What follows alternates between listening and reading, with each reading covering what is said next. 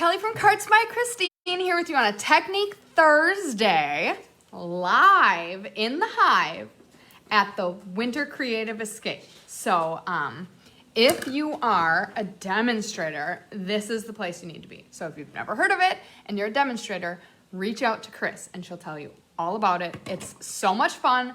The enthusiasm and excitement and energy is just palpable. Sorry, I'm cleaning my station. Hey. Cause that. All right, so I am actually live, so I need my phone. Oh, there it is. So I can find you guys and interact with you all. And yeah, let's do this. Okay, let's see here. So my son slept like garbage last night, so he has had me up since 3:15 this morning. So if I make only a little bit of sense, I'm doing pretty good. But here I am live. Let's watch it. We already have 19 people live. That is fantastic. So hello to everyone that kind of popped on in the little bit that I wasn't watching. But I have found you all now, and I am so excited to be here live.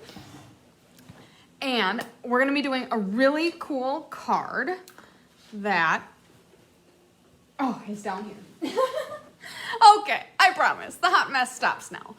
All right, so we're going to be doing what I called the Dsp Block Technique.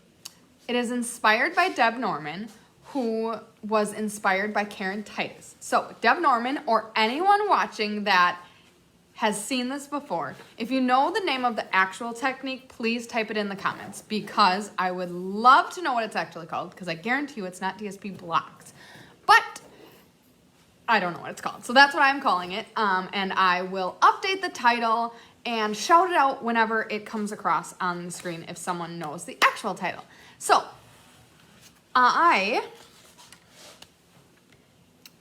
have it here. Ooh, sorry. We're in a different location than my normal filming station because of the Winter Creative Escape. She's got it all set up really nice. So I didn't want to move anything. So this is the card, and I'm going to show you how to do this background here. This is the card that it was inspired from the talented Deb Norman. Love the colors here. Sometimes I really struggle with monochromatic cards, and this is like almost exclusively purple with just a couple pops of green, but it's so beautiful. I love it. So this is the card that Deb Norman made. And hello to everyone. Sherry, Linda, Randy, Ethel, Darcy, Mo, Doris, Kelly from Oshkosh, Wisconsin. I went to college there. Faye. Oh my goodness, Patsy, Sandy, and Gail. Hello. Thank you all for tuning in, and everyone else whose name I didn't really catch. Oh man. So, Linda, that's okay. The template probably looks something like this. I'm going to post this in the comments when I'm done being live. This is what I'm going to use to guide you through cutting the background. So, this is made from the Simply Marvelous paper, which I love. I was kind of like on the fence about it until I started seeing so many beautiful cards made from it. So I'm like totally in love with it right now. And it is free with a $50 purchase from Stampin' Up. It is called a sale-a-bration item, and it is just awesome. Oh, sorry, I need to watch the comments. Like, oh. So, yeah, please, absolutely. Hello, Anne and Deanne. Thank you so much for joining. So I used the gray paper, but I'm going to use the pink paper for my demonstration. But there's like marble style paper on one side, and on the back side is this really like beautiful satiny, silky kind of pattern, which is so pretty. I love it so much. So this is 6x6. If you don't have 6x6 paper, as in like if your DSP is 12 by 12, I think the first thing I would suggest that you do is cut it down to 6 by 6. It'll just make it easier to follow the template that I'm going to post. So I'm going to ignore comments for just a minute while I bring up my measurements again. So, wait, maybe there's comments here. Ha ha ha. The internet is being kind of finicky, so I am so sorry if anyone is having trouble with the internet or like with the stream. I don't know what's going on, but it's being a little cranky. So, anyways, I'm going to bring in, hello Barb and Mary, Julie. Oh my goodness, so many people. Thank you so much for joining. All right, I'm gonna bring in my cutter, which was the huge loud bang at the start of my stream. So, I need to bring that back onto my workstation. So, this paper is 6 by 6, so it starts out as 6 by 6. But if your paper is not, that is the first suggestion I would have for you, is to cut it down to 6 by 6. Then we're going to cut it first at 3 3/4. Doesn't matter on what side yet because it's a square. So make one cut at 3 3/4, and this becomes scrap, or you can use it to decorate the inside. Deb here, put a little strip down at the bottom, which I love when people do that. It is such a good finishing touch. So then the next cut you make is at 5 inches. So we're going to rotate it 90 degrees and cut it at 5. This also becomes a scrap. Then you're going to rotate it again and cut it at 2 3/4.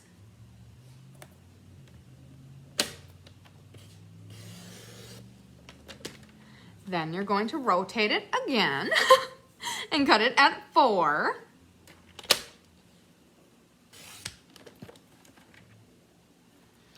Now, these two pieces are done being trimmed.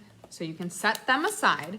Bring back your strip that you cut in the previous rotation and rotate it this way and cut it at 1 1/2. Now, these 4 pieces are the pieces that you're going to use on your mat.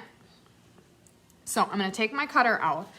I'm not going to make a card start to finish anymore because I didn't use the gray and I don't want to get creative and come up with another design on like 3 hours of sleep. Sorry, I sound like I'm complaining. That's not what I was intending to do. Hi, Deb Norman.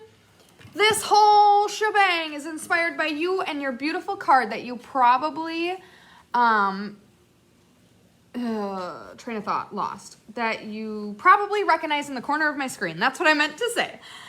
So, hello. Linda saw this online as a stack and shuffle. So you make 4 cards. Ooh, that sounds awesome. Never thought about a scrap on top or bottom of inside. Oh, it is my favorite. I so love when people do that. So yeah, if that's the only thing you take out of this live tonight, may that inspire you for your future cards.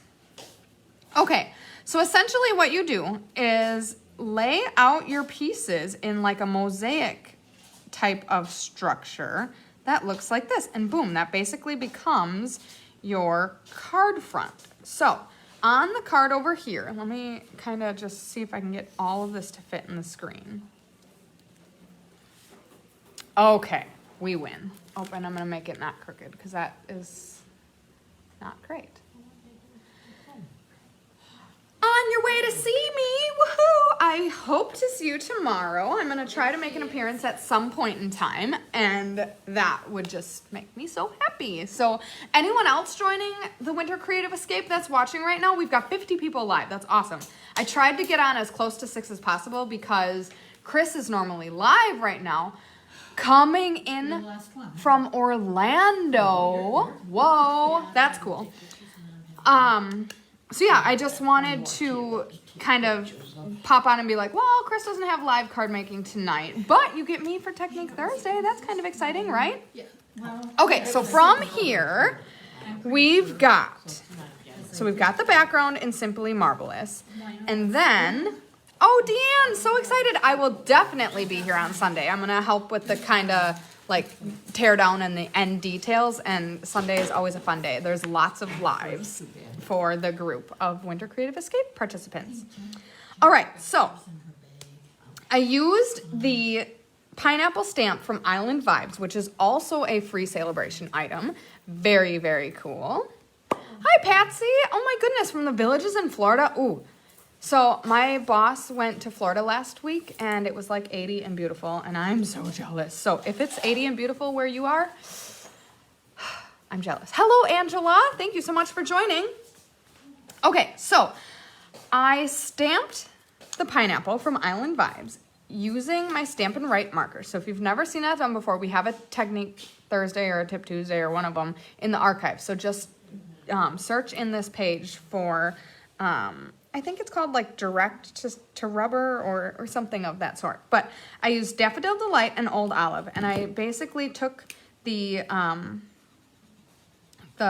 brush tip and colored on my stamp. Hi, Terry. Oh, I know. I wish everyone. How do you do the two colors? Oh, what good timing, Anne. So then I took my Old Olive, and if you don't have Stamp and Write markers, you can get the same feel by masking. There also is a Technique video for masking. So, but basically you would cover one portion of your stamp with like a Post-it note and then ink up the Old Olive and then, and actually correction. You would kind of just do it. Watch the masking video. I don't think I have the mental capacity to make that make sense right now. But here you go. Now, the most important part of this is you've got to kind of activate the ink. So you want to huff on it before you put it down to stamp. So I'm going to leave a nice little pineapple in the corner here. And then boom, there you have it. Okay, so that's how I did that, and then I fussy cut it because there are not dies to stamp with it. And I used the word thanks from the dies that I don't have in front of me. So I'm sorry, I don't know what die set this came from because I don't know off the top of my head. So anyone watching that may or may not know, please leave it in the comments. I would love it. Then I used Old Olive for the background and Daffodil Delight for the thanks. And I used this beautiful die in Basic White from the Scaled Contour dies. Then I basically used some ribbon. I love this ribbon so much. It's called the Frayed Ribbon in, I think it's Basic White. It looks to be Basic White. It's so soft and beautiful. And then I used the Smoky Slate, I think is the color of this, from the Twine Combo Pack. Hi, Becky. Oh my goodness, I haven't seen you in forever either. I just was catching up with Nancy Stormer, whom I haven't seen in like 2 years. I don't know, it's been a really long time, and so it's been great. Can any markers be used on stamps or just the one you are using? You're anxious to try my ideas. So, any water-based marker. If you have Stampin' Blends or similar alcohol-based markers, do not put them on your stamps. They can damage them and they don't leave a clean image. So yeah, just don't try it. But any water-based marker will work. Some you may want to experiment with before you try it on a nice piece of paper or something, because if it's not Stampin' Up! Brand, it may not work the best, but it might. So you just want to try it. Thanks for asking.